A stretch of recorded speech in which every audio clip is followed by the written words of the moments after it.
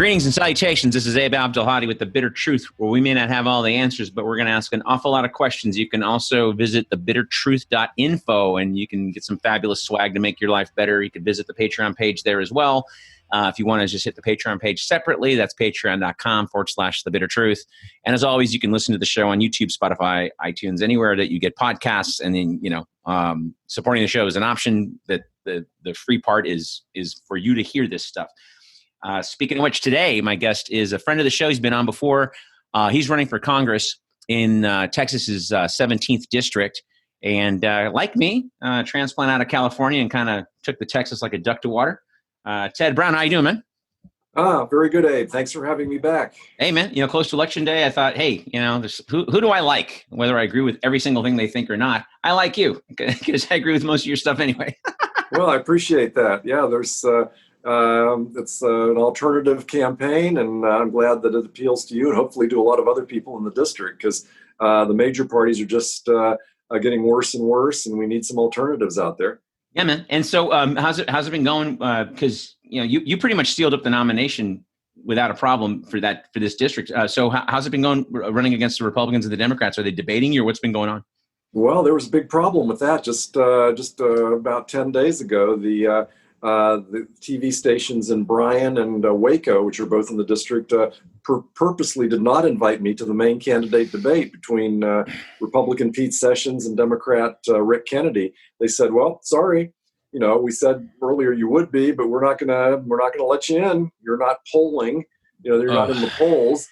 And all this stuff. I said, well, as far as I know, if they're not going to put my name in the polls, how am I going to be in the polls? Right. Same thing happened to the presidential candidate, Joe Jorgensen. They said you can't be in the presidential debates unless you poll 15% in 5 different polls. Then they didn't include her in any of those polls. Right. So it's like a freeze out of alternative voices. So that 100%. That happened. Yeah, that happened. But I am running an active campaign. I've got door hangers that I'm putting out all over the district. About hopefully up to 20,000 of them before we're done, all over the district, and at least that's direct to all the people. And I'm doing Facebook advertising. And with that debate, I actually answered the question separately and posted that. So hopefully some people will listen to my answers to the same questions, which should have been heard at the same time. Right. But at least getting the word out there. So either it'll help the campaign, or people will say, you know what, I was going to vote for that guy, but now that I see what he stands for, he's some kind of a nut, and I'm not going to vote for him after all. But hopefully they'll like what I have to say. And even if they don't, there's a need for alternative voices out there. I mean, you only have Democrats and Republicans in Congress. There needs to be libertarians, Greens, other people with different views in there to spice things up a bit. Well, I mean, the joke I've been making the last couple of months is it's the 10th floor of Goldman Sachs running against the 14th floor of Goldman Sachs. Whoever wins this fall for president, it's Goldman Sachs is going to win this election. It doesn't, like who is cool with, the abortion issue. The 14th floor is pro-choice and the 10th floor is pro-life. And that's pretty much where they draw the line. I don't think that's mostly it. Too much difference between these two guys. So, I want to jump into your platform, because I know what the Libertarian Party is, and we've talked before, but it's been some months, and obviously, you've seen stuff, boots on the ground. You've been doing door hangers, and you've been burning up some shoe leather, right? Oh, absolutely. Now, if it was like a normal election without COVID out there, I'd be knocking on doors and talking to more people. As it is, I'm just leaving the flyers on people's doors. And if someone happens to be in their, in their driveway or something, like getting stuff out of their car, then of course I'll talk to them and hand them the flyer and everything. And almost everybody I've talked to has been very friendly. And the interesting thing is, though, most people have no idea who any of the candidates are. They don't even know what district they're in. Sure. They don't know who the incumbent is. They don't know who the candidates are. And which is actually good, because they don't have like a preconceived notion of the people I'm running against. Right. Well, that's what's so.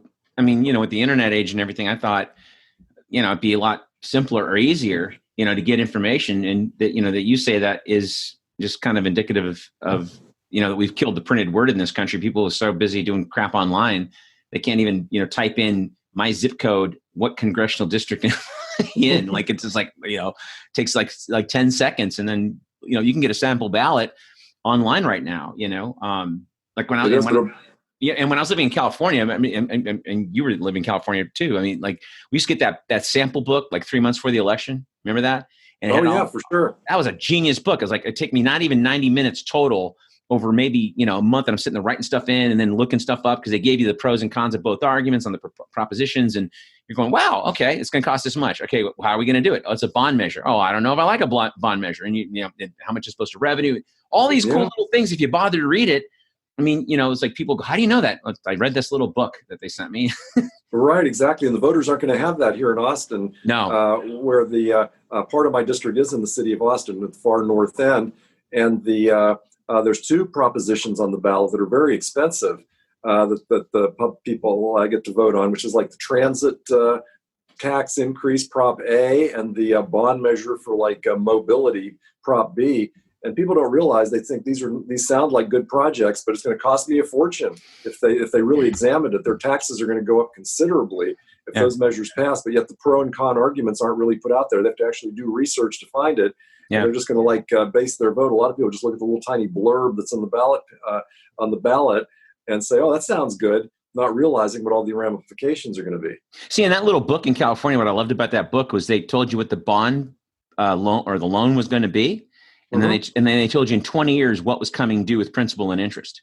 And it was usually 80% when you read those bond measures. Like they said it was going to be $1 billion, but in 20 years you're paying $1.8 billion. I'm like, geez, we could borrow money from the mafia cheaper than that. Pretty much. They don't charge more than 20% interest. I'd rather risk Willie Brown getting his knees broke than to take an 80%. It's like hey, guys owe us this money and it's a little late on the loan. Yeah, we got to break Willie's knees. Okay, that's good. I'm cool with it. Yeah, but it's just expensive. And then they also provide a mail the ballot, show it to all the voters, like saying who all the candidates are, so they can study up ahead of time. Here you have to actually make an effort and do the research and go online to get a sample ballot instead of it being mailed to everybody, so they'd know who's running and where to vote even. Right. Well, he says, kind of jumping into your platform and sort of the high points you're focusing in on, because you've already alluded to this already, because we, here in Texas, we don't have some of these easy access info things, and I think that's by design. But for you to run, the injunction that Neil Dykman and his friends successfully got last fall, the Attorney General, Ken Paxton, did not honor that, correct? And so, you guys had to pay that big fee to run, didn't you? Well, what happened was early on, they told us we knew back last December when it was time to run that they were going to charge the fee, and some of us paid the fee. I paid the fee actually, and several other candidates did as well. Maybe about I'd say maybe 15 out of our 90 some candidates paid the fee. And then the lawsuit was about the people that didn't pay the fee should still be able to run. And eventually, after wending its way through the court system, the state Supreme Court said, let them run. So we have number of our candidates didn't pay the fee, and they're still running. But the lawsuits are still pending to declare what's going to actually happen with that permanently and in the long run for future elections. Right. So, but the thing is, we shouldn't have to pay the fee because the fees were designed to help the Democrats and Republicans pay for their primaries. That's right. We don't have primaries. We pay for our own convention. And so that money is just going to go into the general fund, which it doesn't do for the Democrats and Republicans. And Libertarians sure don't want all that money going into the general fund. We want to deplete the general fund and have as less government as possible. So it's and I don't even mind if it was actually government, but it's not. It's private corporations. It's these oligarchies. I mean, the Commission on Presidential Debates is just a nonprofit private incorporation that answers to corporations and the banks. They're not a government body. They're not elected by the people. There's an arbitrary bullshit number. You guys have to deal with 15% just to get on a local TV station. That was made up. There's no mathematic rubric going, okay, well, because this means it doesn't mean jack shit. It's a number you came up with that you're never going to get if people don't know who you are. Right, exactly. And of course, they don't even ask. No, you can't even have an opportunity to do that. No. If our candidates get in the debates, if third-party candidates get in the debates, they often do very well. Back in 1998, Jesse Ventura, the professional wrestler, was running for governor of Minnesota on the Independence Party, I think it was, something like that. Mm-hmm. And he was polling 10% just from, just for fun, I guess. And then he was in the debate, and everybody liked him, and he won with 38% of the vote. Have you ever YouTube those debates, by the way? No, it might have been interesting. It was more than interesting. Why he won was because he kicked their ass and told the truth. He was obviously the outsider. but they couldn't answer honest questions about anything. Not like the Republican Democrat, they could not. And he was just, well, this is why we're in these wars. And he was just boom, boom, boom, boom. Yeah. And they couldn't do it. It was better than wrestling is when he was doing it. That's what he liked to do. And now this year in Indiana, something like that's going on. The Libertarian running for governor of Indiana, a guy named Donald Rainwater, is polling at 24%. And he barely has gotten any publicity because people are really pissed off at the Republican governor. He was Mike Pence's lieutenant governor that took over when Pence became vice president. Right. And he's very unpopular for his various mask mandates and lockdown orders and all of that. And the Democrats even worse, apparently. Yeah. So they have 2 debates coming up with all 3 candidates, and we'll see how that goes. Maybe we'll have a Libertarian governor in Indiana of all places. Well, let me ask you something. Let's just say, you end up winning the seat and you're in the House. I mean, from what I've seen, it's hard, not to just get, absorbed into that system. I mean, there's very few, Massey's running around and, I don't agree with him on everything, but, he has balls, and he stood his ground with that CARES Act nonsense. Mm-hmm. What kind of mandate can you walk into the House? And what kind of consensus do you think you can get for your platform? Let's talk about your platform. Well, first of all, you're right about the Congress, and most of the people there are just beholden to the special interest groups and to the corrupt party leaders. But see, the Democrats and Republicans have corrupt party leaders. Any libertarian who's elected does not have a corrupt party leader. We don't have a party leader. Yeah. We lead ourselves pretty much. I mean, technically, as a chairman of the party, but we don't have any congressional party leaders or anything like that telling us how to vote. And I mean, I would certainly be my own man. I would be certainly a lot like Justin Amash, who's the congressman from Michigan who was a Republican, then he quit the party, became an independent, then became a libertarian. So he's the first and only libertarian in Congress. Right. He and Thomas Massey, who you mentioned, are the people I would pretty much model myself after. Sure. They just try to say what's best, what follows the Constitution and what's best for the public, and not what's best for any special interest groups. So the problem is, if I get there, it'll be kind of a novelty. I would hope there'd be more libertarians than just me, and a few of us could really just start putting maybe a monkey wrench into the system or something. Sure. But at least being able to provide an alternative point of view. It's just an echo chamber now. The Democrats have their talking points. The Republicans have their talking points. They don't talk to each other except to spend obscene amounts of money. That's the only time Democrats and Republicans agree, is they're going to spend trillions of dollars of the taxpayers' money. Right. And for no real good. I mean, it doesn't help people. It doesn't help the economy. It goes to their donors. Oh, exactly. Like the CARES Act. The CARES Act wasn't just giving $1,200 to each person or a few small business loans. It was like half of that was going to these major corporations and all. Half? Oh my God! Or more. It was like $7 trillion, and it went to the top richest 1,000 people in this country. I mean, and the banks and Wall Street got to bail out, and and you know how the Fed runs. I don't want to get into a whole Fed conversation, but. It is by design. It's not a bunch of feckless idiots who don't know. They know what they're doing. This is by design, and what I would like to see happen, and I mean this from the bottom of my little black heart, because I got a feeling that, when the election happens, it's going to be, some chaos happening no matter who wins. What I would like to see is a revolution and not a civil war. What I would like to see is people banding together and going, no, this is not working anymore. These were our choices because this system has failed.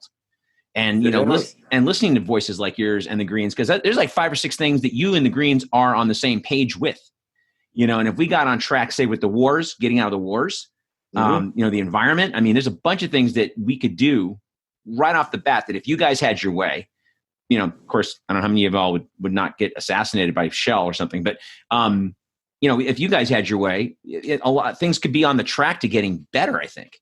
Oh, for sure. I mean, if with the Greens, though, if we leave out economic issues, I'd say. Well, that's what I'm saying. Baby steps, right? Yeah, right. I'm like, yeah. But you guys are in more agreement with each other than you are with the Republicans or the Democrats. Oh, for sure, because we don't have those big contributors telling us what to think. I mean, we're against the military-industrial complex, and we're against these big banks and corporations having so much influence. In fact, these politicians should have their NASCAR-style jackets saying who their corporate sponsor. There was a movie with Robin Williams that came up with that about 15 years ago, and it's so spot on because that's exactly the case. These guys all have their they're major contributors. People who they take, the politicians take these guys' calls. Yeah. And they don't, Oh yeah.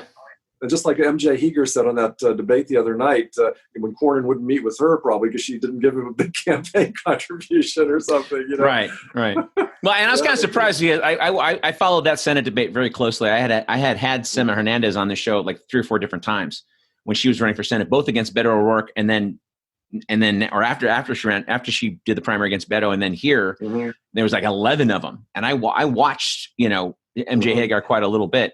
And she does not impress me whatsoever. I mean, like her answers were so just whatever, just standard pat Democrat corporate answers, and then she's running against Cornyn. And I'm like, all right, well, what are you going to do in the Senate when you're endorsed by the Democratic caucus in Congress? You're endorsed by the Democratic caucus, the Democrat, the Tom Perez, Nancy Pelosi, Chuck Schumer led Democratic caucus. What are you going to do for me as a Texan? Yeah, she'd mostly be going along with them. Right. Yeah, that's the thing. At least the one thing I can give you is that Cornyn and Hegar were way civilized compared to what we saw in the presidential debate. I mean, and then Cornyn, of course, looks like a senator. He should have like a toga. He looks like a senator. Thumb up, thumb down. Yeah, exactly. But see, that's another thing with the debates. The Libertarian candidate, Kerry Douglas McKenna, and the Green candidate, whose name I forget, were not invited to that debate. Right. That would have really spiced things up a bit. It sure would have. I mean, I've interviewed Kerry a couple times. He's great and he's funny. Yeah. And he's a smart guy. He would have kicked their ass. It would have been because he would have had real answers that aren't bought. Yeah. Plus, he's a stage actor. That'd been perfect for him. He would have. Yeah. He did a couple episodes of Arrested Development back in the day or whatever. I mean, yeah, he's been around and he does theater up in Lubbock where he lives. Yeah. He's in the community theater up there, and they just did some Guys and Dolls thing or something like that before he started running. So what's your number one platform agenda? Is it these foreign adventures that are costing us $1 gazillion, or what's your number, like your top 3 platform items that you really want to get done getting into the Congress? Well, my overall before COVID and just when the campaign started, my overall views are in regards to foreign policy. I'm the anti-war candidate. And you're not going to get that anywhere else about withdrawing, reducing the military budget, withdrawing our troops from all these foreign commitments overseas, and closing most of our foreign military bases is certainly on my agenda. And I would be working in that direction instead of like all the other politicos saying, oh my God, we can't even remove one troop from Germany. Why the heck are our troops in Germany for the last 75 years? Right. And so that, like, some of them would be way easy to remove, like Germany and Italy and Britain and these places. Yeah, they could leave by tomorrow. The ones in the war zones would take a little bit longer, but they have to get out of there also, because those are the ones that are causing us the most problems, because we're just whipping up the frenzy in these parts of the world where we really have no business and such. So that's number one. The war on drugs is another. We really need to end marijuana prohibition first and foremost. Yay! I would take marijuana off the schedule of controlled substances. Yeah. And abolish the drug czar position, the Office of National Drug Control Policy, and work to expunge the record, or actually pardon anybody who's currently in federal prison, and also make sure we can get the records expunged for the people who were previously in prison and have been let out for these. No one should ever be in jail or have a felony record on their record for a plant. I mean, it's absolutely ridiculous. It's ridiculous. 47% of all federal prisoners are in there for nonviolent drug offenses. That's right. And 17% in the states, but it's really a big federal thing. The feds just went all out on that with the war on drugs starting in the 80s. And it's just a disgrace. It's ruined inner cities. It's damaged minority communities. And we've even seen with, like in Florida, how there's so many felons that aren't allowed to vote. Yeah. And that's because of the war on drugs. Right. I mean, because they just had the figures out for last year.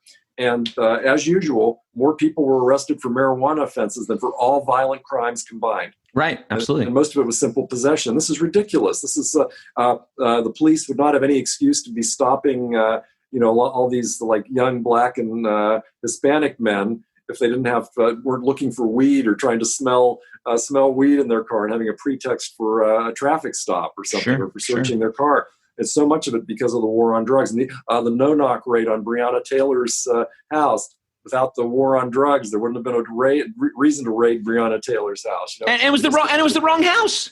and the guy they wanted was in custody. Yeah. So It's the wrong house. But it's ridiculous. And without the war on drugs, none of those people, either her, the boyfriend, the former boyfriend, none of them would have even been on the radar in any fashion whatsoever. And the last thing is about just the size of the federal government. I mean, the Democrats and Republicans just constantly would just vote for any spending bill. The Democrats want more social spending. The Republicans want more military spending. And their compromise is they do them all. But the Democrats don't want more social spending at all. They do exactly what the Republicans want them to do, which is what their oligarchs want them to do. They do it exactly what Big Pharma does.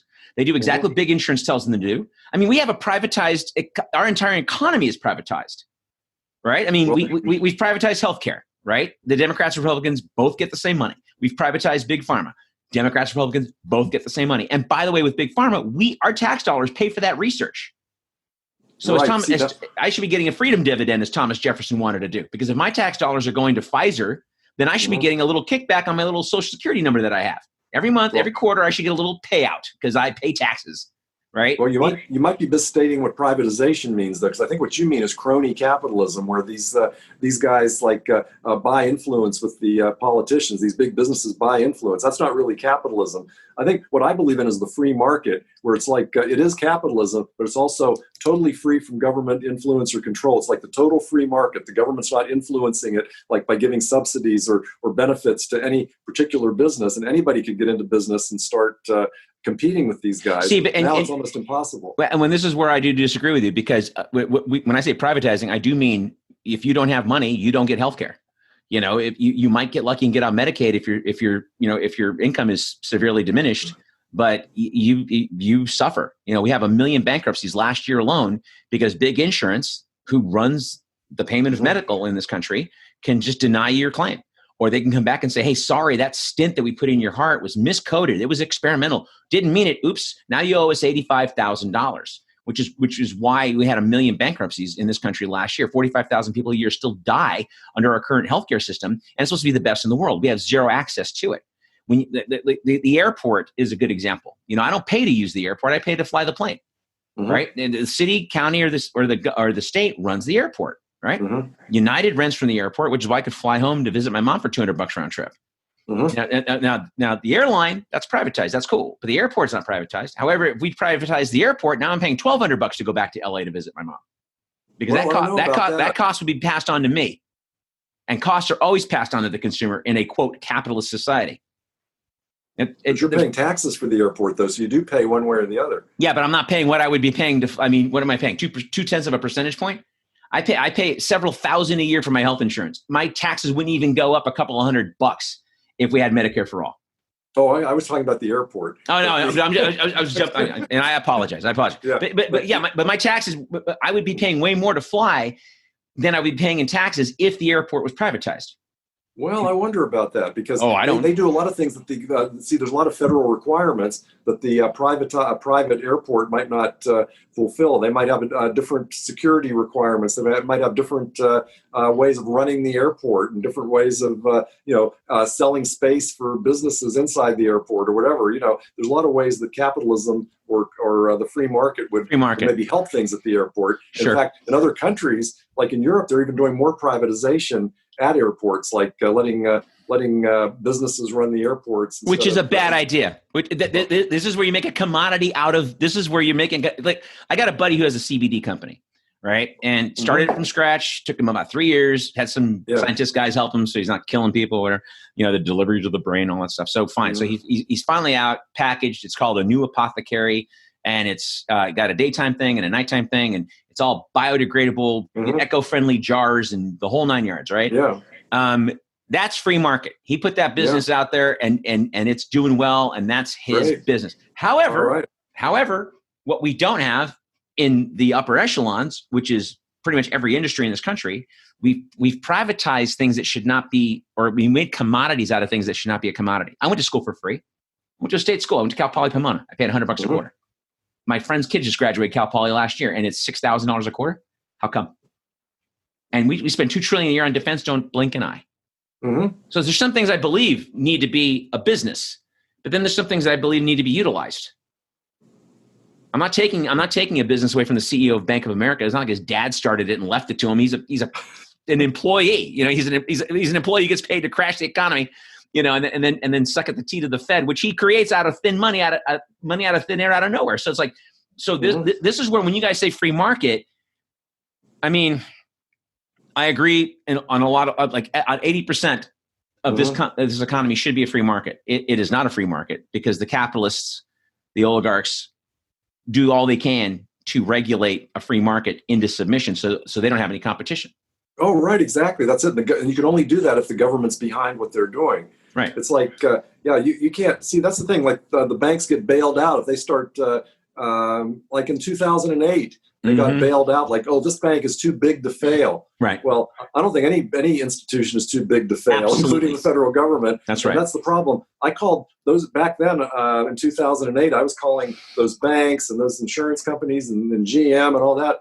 I was calling them the sissies of capitalism, is what I call them. Oh, yeah. Because when it's when things are going good, they don't want the government really being involved in their affairs. Right. The moment they're losing money, they just go right in there like, oh, we can't survive. Right. They're going to give us all this billions and billions of taxpayers' money. It's absurd. I mean, to pay bonuses, and not even to survive, but to pay bonuses. They paid executive, and they still do. This last bailout, they paid executive bonuses. Yeah. But to your point, that's exactly when you talk about regulations versus protections. The banks and everyone else that call them regulations and they're evil and they're impinging on my freedoms. They're the very first guys that go back and call them protections when they say they're too big to fail.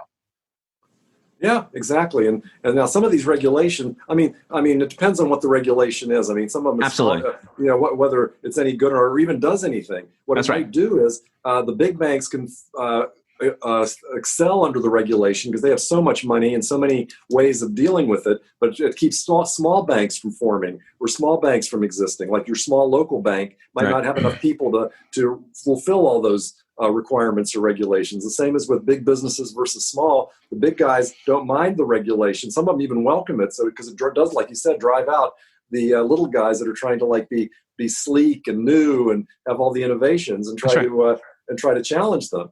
And I want those little guys to be able to get in there and just open their businesses and get at it without being messed up by government edicts there. Yeah. Hey, real quick, we got some time here. On the war on drugs. Yeah. And I know what you just said. You just said what you wanted to do with marijuana. And I don't know how you feel about this. I mean, I'm just asking you off the top of my head, but I know Portugal has made all drugs legal.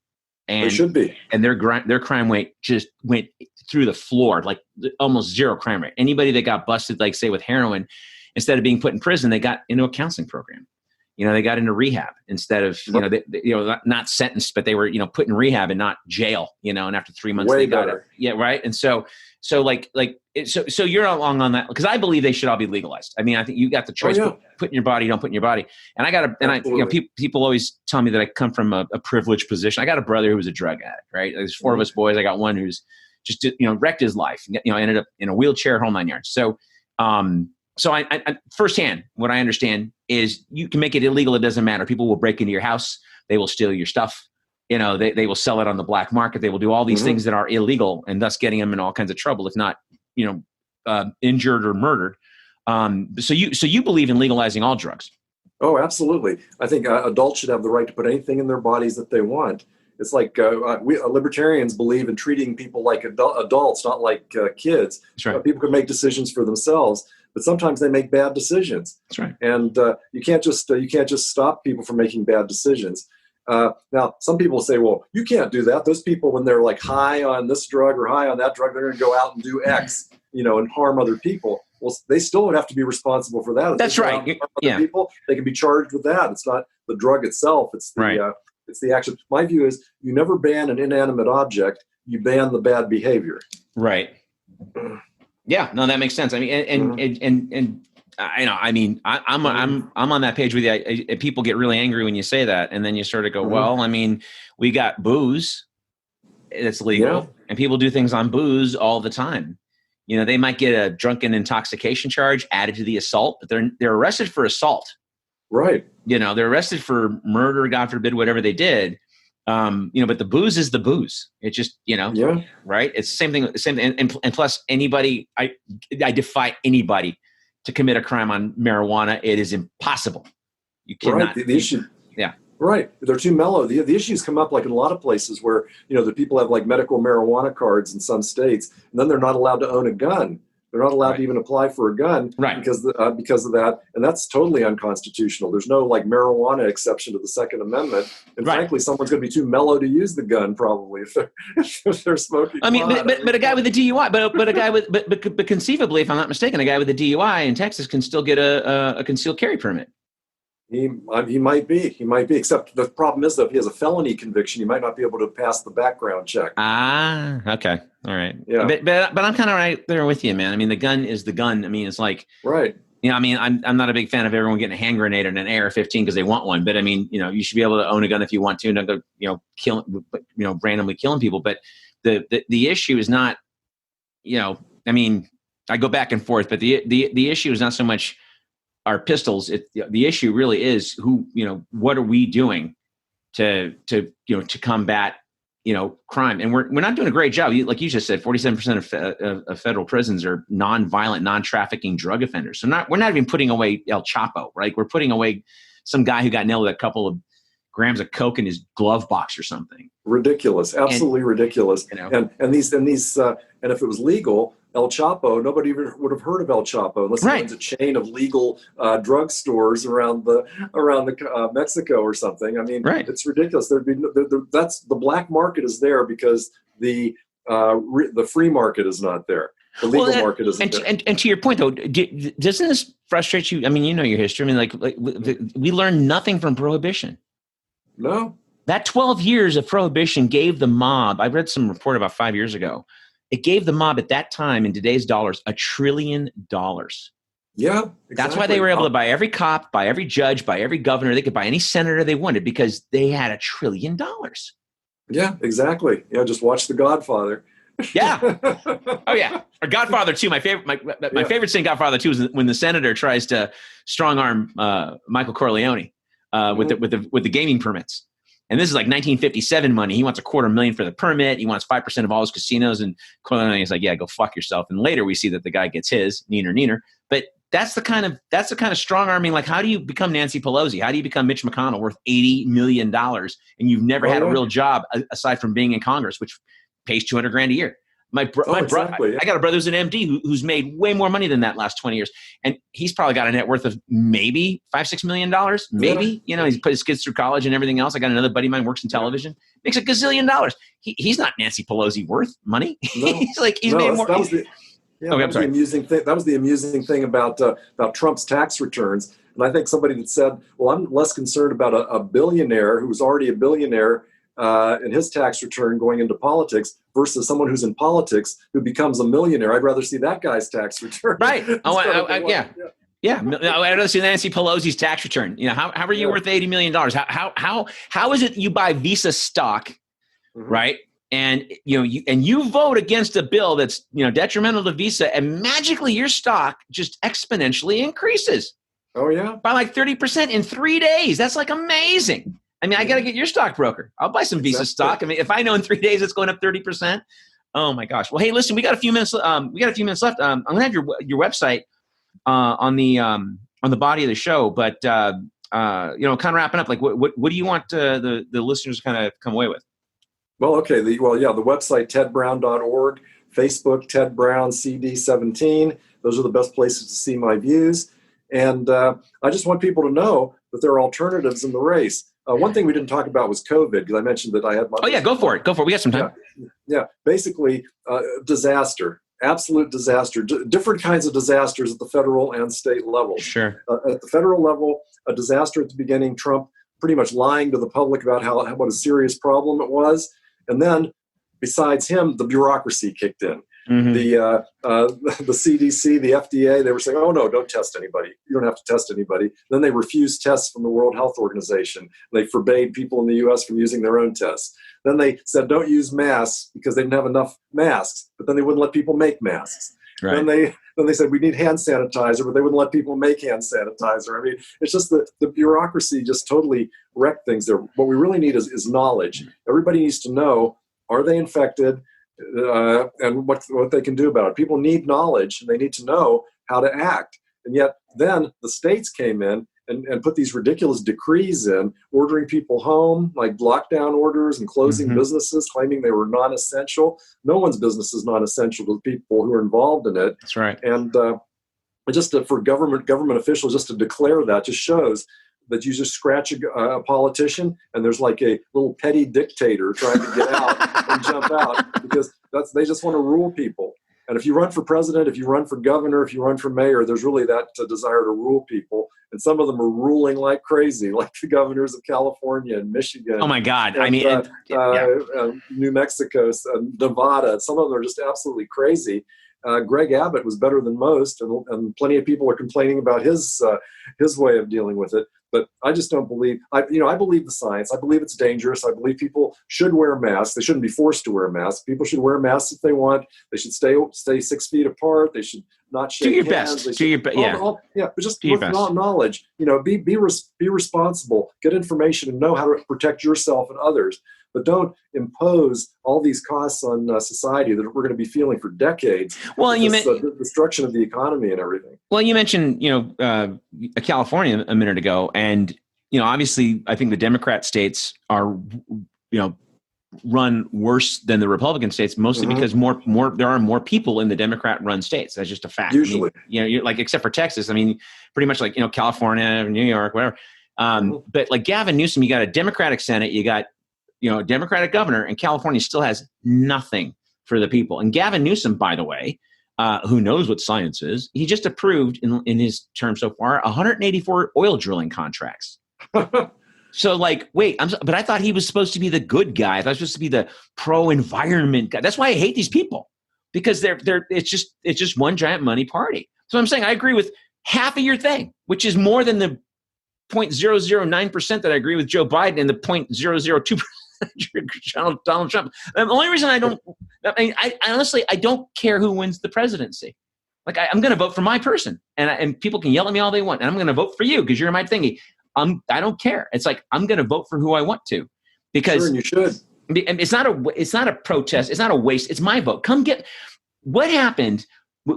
I mean, you and I are about the same age. Remember when the politicians used to come get your vote? Remember that? Remember when they used to come get it? Remember they used to tell you, we're going to do this, we're going to do this. Yeah. The other night, that debacle you mentioned, I didn't see. Did you catch any policy by Biden or Trump? I didn't see a single one. No, because first of all, Trump wouldn't let Biden say much of anything. What is that? But it was.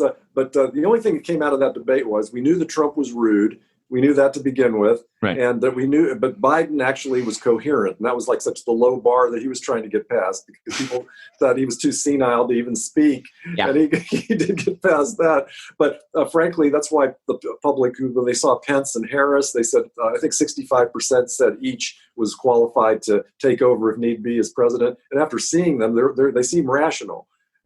Which is scary because they are not because they are not rational people. I mean, Harris is a fascist cop, and Pence calls his wife mother and believes in de-gaying camps. And there's a great clip. We start wrapping up here in a second. But there was this great clip on YouTube, and they took it down. I got to learn how to save this stuff because they take it down. There was this great debate when Pence was running for Congress in 2000, right? And he was. They were mad at him for taking like cigarette money. He took a bunch of tobacco lobby money, right? Yeah. And with a straight face, he said, "Well, the jury's still out on smoking." And he blathered on this crap. I'm going, wait, the jury's out on smoking? No, it's not. No, it's not. The jury's not out on smoking. I mean, it's like we all know what smoking does. We know what it is. It's like but that's how bought he is. That with a straight face. Yeah. And then you got Harris. The 40% of California state firefighters are state prisoners. Mm-hmm. Okay. Oh, yeah. They should be able to become firefighters. Yeah. Right. And they can't because they got a felony. So nope. Right. And then they ended up going back to crime because they can't support the family. Like this system. So in closing, I want to ask your opinion on this. Sure. You've been around, you've been in the Libertarian Party a long time. You've seen, you know what the Greens do. You know what all these guys do. What do you think of a complete overhaul, getting rid of the Congress, moving to a parliamentary system, getting rid of the Electoral College, go to a ranked choice voting setup? Make lobbying illegal like they do in a lot of industrialized countries. I'm sure they get around it, but we don't have any of that in this country. Well, one thing that out of all that, one thing we really need is proportional representation, like they do in some countries like Israel and Italy and some of these other countries. Yeah. Where, if you get, say if you get 10% of the vote, you get 10% of the seats, for example. And that way there's a wide variety of people from a lot of parties that are represented in those parliaments. And that would work in our House of Representatives. It probably might not enter in the state legislatures, the lower house of the state legislatures. And so if we have at least start out with those, I think then people could see that libertarians, Greens, Constitution Party members, whatever party is actually capable of serving in office and is someone that they can trust to elect to maybe a different office, like a governor or a mayor or some other office. And so we just need to get that chance to show that we are not crazy people, that we do have an alternative point of view, we have a rational point of view, and it should be their part of the game. So ranked choice voting is fine too, but I think proportional representation probably would do the most to get more voices into the system. Parliamentary, if you had a parliamentary system, Nancy Pelosi would be the prime minister. Well, no, but here's the thing though. Actually, she probably wouldn't, because she wouldn't have her donor cash, and she would probably lose, right? So, but that's the thing though. But that is how the parliamentary system works. Is what you just said. It's proportional. That's how the parliamentary. That's why the Israelis and the Brits and the Italians and the Germans. That's how they do it. I mean, the Germans have actually several Christian religious parties in their parliament because of proportionally votes they took in their districts, whatever you call it. Exactly. But well, hey Ted, listen, I know you got a lot to do. I appreciate your time. Thanks for coming on. And guys, my guest has been Ted Brown. Again, he's running for Congress in the 17th district of Texas, and hopefully you got a lot more out of our conversation, because he obviously talked about the country and not just his own district. Again, thebittertruth.info, and visit that. I got a new essay up, ironically enough, called "There Never Was a Free Market." So you can read that if you want. And if this stuff makes you uncomfortable, it's supposed to. Sleep tight.